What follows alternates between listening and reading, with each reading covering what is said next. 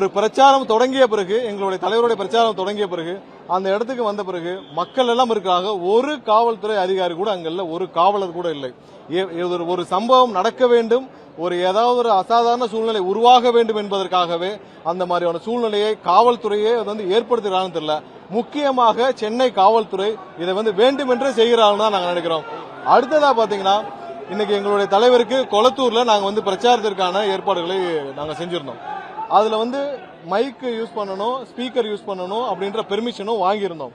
அது இருந்தும் கடைசி நேரம் வரை எங்களுடைய தலைவருக்கு அந்த பெர்மிஷன் கொடுக்கப்படவில்லை. கடைசி வரைக்கும் நாங்க போராடி, எங்களோட நிர்வாகம் எல்லாம் ரொம்ப போராடி நின்று பிரச்சனை பண்ணி எல்லாம் பண்ணி தான் கடைசி நேரத்தில் எங்களுக்கு அந்த அனுமதி வழங்கப்பட்டது.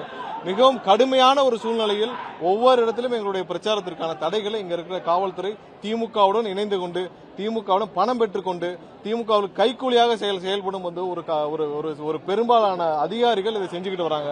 இதற்கு எங்களுடைய கடுமையான கண்டனத்தை தெரிவித்து இன்னைக்கு நாங்க தலைமை தேர்தல் ஆணையம் டெல்லிக்கும் இங்க தமிழகத்தில் இருக்க தேர்தல் ஆணையர், தலைமை தேர்தல் ஆணையருக்கும் நாங்கள் கடிதங்களை அனுப்பிச்சிருக்கோம். அதுக்கான இதுவும் அனுப்பிச்சிருக்கோம். கண்டிப்பாக அவர்கள் இந்த அதிகாரிகள் மீது நடவடிக்கை எடுக்க வேண்டும். தமிழகம் முழுவதும் எங்களுடைய வேட்பாளரின் பிரச்சாரம் சுமூகமாக செல்ல வேண்டும்.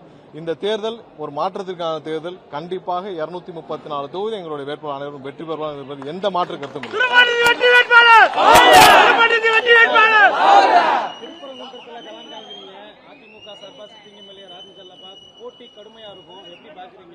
அதிமுக என்ற கட்சி இந்த தேர்தலுக்கு அப்புறம் இருக்காது என்பது தமிழக மக்களுக்கு அதிமுக என்ற கட்சி இந்த தேர்தலுக்கு அப்புறம் இருக்காது. அதிமுக என்ற கட்சிக்கு வாக்களிப்பது பாரதிய ஜனதா கட்சிக்கு வாக்களிப்பது சமம்.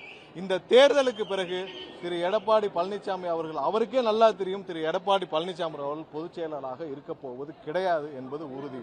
ஏன்னா அது அவருக்கும் தெரியும். அது தெரிஞ்சுதான் அவர் வேற வழி இல்லாமல் இன்று அவங்க எல்லாம் பாரதிய ஜனதா கட்சியுடைய கட்டுப்பாட்டில் இருக்கிறார்கள். இந்த தேர்தலுக்கு பிறகு அந்த கட்சி எல்லாம் பாரதிய ஜனதா கட்சியோடு சேர்க்கப்படும். இந்த தேர்தலோடு அதிமுக என்ற கட்சியே இருக்காது. பாவம் புரட்சி தலைவர் தன்னுடைய சொத்துக்களை எல்லாம் கொடுத்து ஆரம்பிச்ச ஒரு கட்சி. அம்மா 30-35 வருஷம் போராடி உயிரை கொடுத்து காப்பாற்றிய கட்சி இன்று டெல்லி கபலீகரம் செய்வதை தமிழக மக்கள் பார்த்துக்கொள்ள மாட்டார்கள். இன்று எல்லா இடத்திலும் அதிமுகவிற்கு வாக்களிப்பது பாரதிய ஜனதா கட்சிக்கு வாக்களிப்பதற்கு சமம்.